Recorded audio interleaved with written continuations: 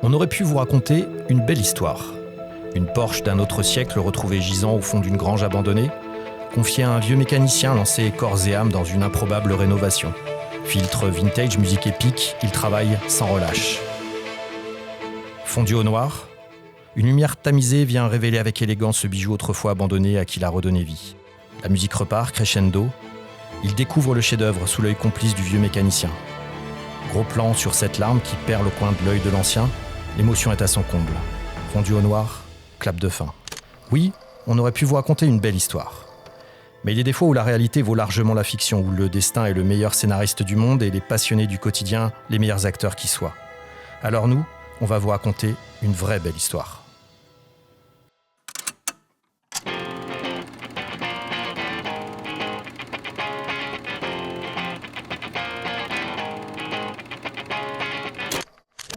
Et moi, je suis né en 92.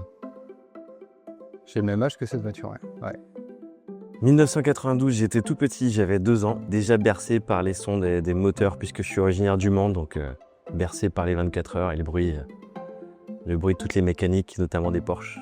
Donc en 1992, j'avais 29 ans et donc j'arrivais chez Porsche, tout simplement. C'est une voiture qui a été vendue par le centre Porsche de Nantes, donc que je connais depuis l'origine. Et forcément, on a tissé des liens assez uniques avec le client, puisque c'est un client fidèle et qui est resté chez nous durant toute la durée de la voiture. Je n'ai cessé de dire à ce client, le jour où tu la vendras, j'aimerais bien la récupérer. Depuis 1974 et la mythique de l'I7, le concept RS n'avait que très peu évolué jusqu'au début des années 90. À cette époque, Porsche souhaite produire une voiture destinée à concourir dans les championnats européens. Ce projet 964 Carrera NGT s'inspirait directement de la 964 Carrera Cup, conçue pour remplacer la 944 Turbo Cup. L'objectif était simple, créer une 911 de course pour la route. Avec 160 kg de gain de poids et un moteur 3,6 litres gonflé à 260 chevaux, la mission était brillamment accomplie. Au terme de 2 ans de travail, c'est finalement au millésime 92 que les premiers modèles sont sortis d'usine. C'est pourquoi les spécialistes la nomment souvent RS 92. C'est une voiture qui a eu un seul propriétaire. Avec beaucoup de particularités, c'est qu'il a énormément roulé avec ce véhicule. Pour preuve, dès la première année, il a fait de mémoire 35 000 km. Et aujourd'hui, il en totalise 369 200 et quelques, donc ce qui est énorme.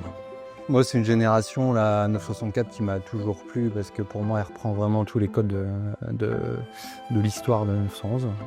Travailler sur une RS, ça pimente un peu le projet. On est quand même face à une voiture qui a une trentaine d'années, qui a un gros vécu, qui avait un fort kilométrage. Et bien qu'elle ait été très bien tenue et toujours révisée dans le réseau, on voyait que voilà, elle avait vraiment les marques du temps, le poids des années, et qu'elle avait besoin d'une grosse remise en forme.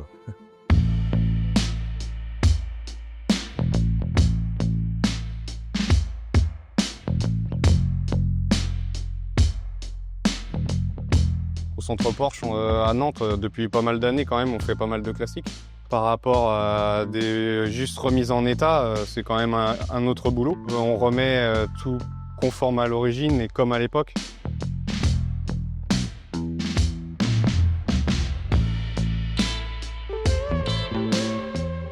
Travailler sur un projet comme ça reste exceptionnel et c'est un vrai privilège. Pour quelqu'un qui est passionné par les gestes techniques et le travail de la matière, c'est vraiment un privilège.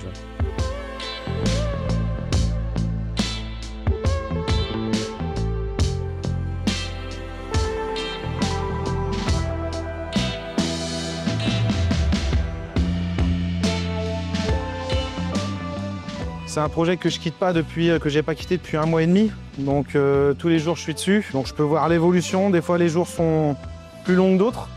Puis là de participer à un concours, ça monte la barre un peu plus haute. On espère en tout cas arriver jusqu'au bout en temps et en heure, dans les délais impartis. Et c'est vraiment, je dirais, c'est le projet d'une vie.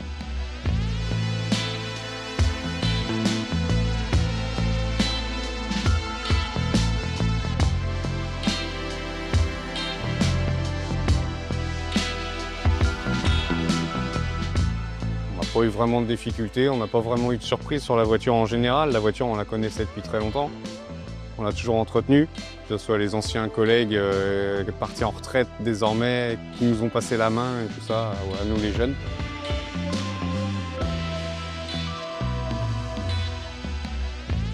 On a la chance d'avoir des carrossiers, peintres, mécaniciens qui ont fait un travail d'exception.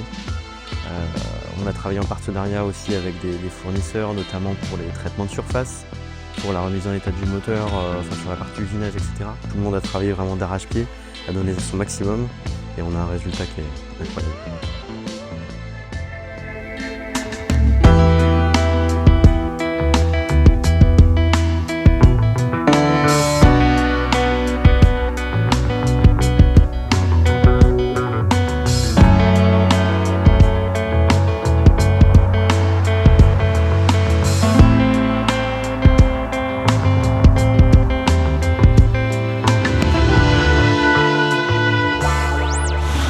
Ouais, c'est une très belle histoire. On va dire que c'est presque l'histoire d'une vie, parce qu'en fait, j'ai fait une grosse partie de ma carrière chez Porsche. Donc, avoir une Porsche qu'on a restaurée pour en faire un bel objet, je suis passionné de la marque. Oui, il y a un côté génial et franchement, c'est une belle histoire. Et la voiture méritait ça. La légende qu'on trouve une Porsche dans une grange, on n'en voit pas beaucoup quand même. Elles sont souvent sur les routes, alors quelquefois dans des garages, mais plutôt sur les routes. Et c'est ça, et c'est ce qu'il faut faire.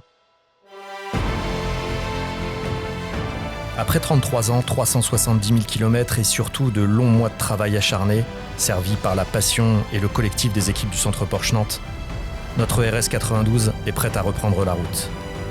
Voilà, c'était notre vraie belle histoire.